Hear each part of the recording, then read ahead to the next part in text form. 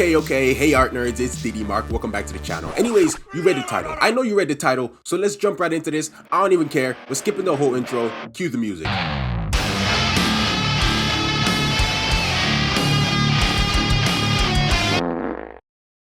Okay, so like I said, you just read the title, and I'm sure you must be also curious what this thing that every good artist does, because you either A, want to know if you do it, or B, you want to know if you don't do it so you can then start doing it. Well, I won't waste your time. The thing that every good artist does is that they set goals. But wait, before you click off the video now because you've heard what you wanted to hear, let me elaborate to you how the difference between setting goals as an artist versus not greatly affects your art skill, your income, and even makes it so you can start living through shit you never in a million years thought you'd get to experience. But before I go into all that in this hopefully short video, let me first introduce myself. Yes, that's right, you heard me. I'm gonna introduce myself. So yeah, if you don't know me, my name is Mark, aka Douchebag, aka Mid. And you know, I like to draw stuff. I be online on social media sometimes, but the thing I wanted to get to about me, which will then lead into the point of this video, is that I draw a little thing called manga. Now you may have heard of manga before, but just in case you're still confused about what it is, it's also what boomers refer to as Chinese cartoons. It's called hentai, and it's art.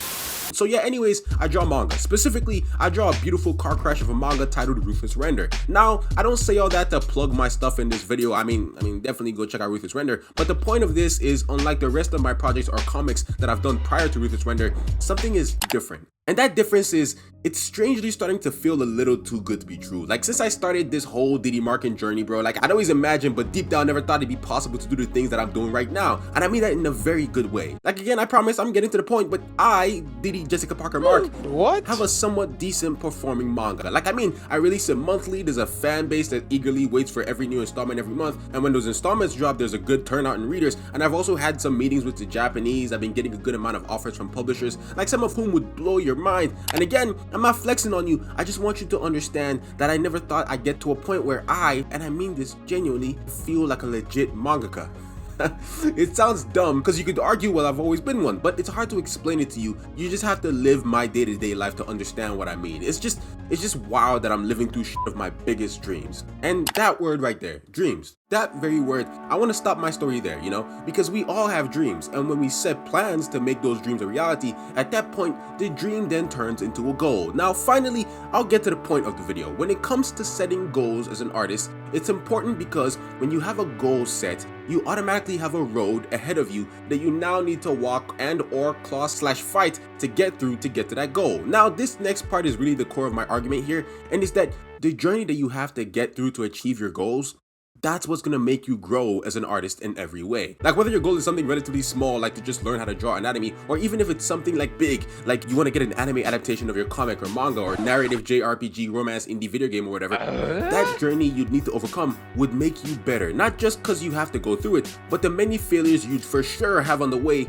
will force you to learn from them and grow as an artist, as opposed to not having set a goal at all. Now, I see a lot of young artists out here in limbo. They're just not doing anything, you know? They post a cool drawing of Naruto or Dragonball, you know, that's cool enough if you want, but that's never what they want. Everybody always wants more in the sense that they want to have a manga or a comic or be published or animated or whatever, or basically, for the most part, everybody just wants to tell stories. And that's good. The more stories to consume out there in the world, the better. But the problem that I've noticed is nobody ever gets a plan or goal to try and achieve those grandiose dreams they have, but yet they all say it like it's a certainty that's bound to happen. They might say some shit like, I want to have the next One Piece. But my next question to you is, how?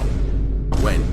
Dude, like, you know, what's the name of the series? And most of the time, it's always just silence. They can't even answer none of that. Or even if they do know the name of the series and they have it planned out to the T, there's no planned release date. Maybe the person can't even draw and they don't even have an artist yet. There's not even a script or anything. Basically, I've noticed it for a long time when it comes to people in general, not just in the art community. People tend to just say stuff and just live in a false narrative. And in fact, we encourage each other to do this. And you know, not that I'm better than anyone. I mean, I was there too. I understand that it comes from a place of fear, like a place of fear of failure. I understand that, but still, this is something that I've always wanted to say because I'm tired of seeing people who may have big potential never get the chance to do anything with it. Like, come on, bro. How are you ever gonna be the next One Piece? How are you ever gonna be an actor or athlete or Instagram foot model if you don't even have a plan of how you're gonna do it? It's like people just expect these opportunities to just show up at their door.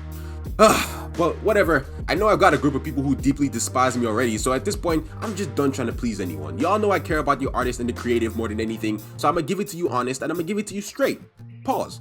But yeah, point of this video, take it from someone who's achieved multiple of my goals, and believe me, I'm still a nobody. Like, I'm a loser. I'm still broke, and I'm still a ways off from achieving my actual big goals. But I look back on how far I've come, and even I can admit that I'm proud. So take it from me when I say it's the best feeling to have the stuff you fantasize about start to become a reality more and more. Like, you guys would not even believe the meetings I've had, the offers I've received, the amount of money that have come across my table. So yeah, every good artist sets goals, because not only does the journey it takes to achieve that goal actually prepare you for it, but because setting goals is literally the only way to make dreams a reality. Like, how often do people have amazing things fall on their lap without having to do anything? So finally, my advice to you, if you ever want to say a big fat f you to your fears of failures and stuff, and attempt to fight for a chance at your dreams and the one chance of life that we all have, I'd say that you need to understand that every task can be treated as a goal, and therefore that task can be broken down into steps or a journey to completion of that goal. So what I do is, when it comes to more difficult stuff I have to do, that's what I do. I just treat it like a goal and break it down into steps that I need to get done to reach completion. That's what I do, and it makes things easier. Something else I also do is I set mini goals that lead to my long-term goals, and on the way to those long-term goals, I also set mid-term goals in between those mini goals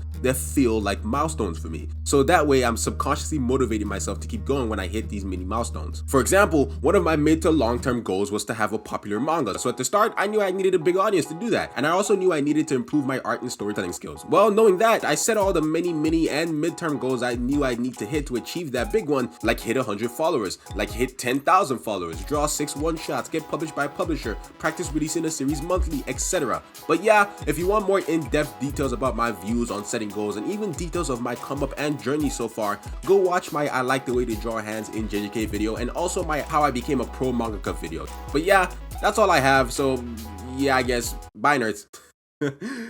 Thank you all for watching this video. I truly appreciate it. If you made it all the way to the end, I don't even gotta look at you, but I know you're built different if you did. Anyways, shout out to my amazing patrons for supporting me and supporting this channel. They're the reason I'm out here sleeping on park benches every night. Anyways, if you yourself want to support me on Patreon, the link to everything you need is in the description down below. And yeah, don't forget to hit the like button to let me know you enjoyed the video. Hit the subscribe button as well, because that helps out the channel. And last but not least, don't forget to leave a comment, because I read all and respond to most comments. Till next time, art nerds, it is I, DD Mangaka Mark. Peace and love, baby.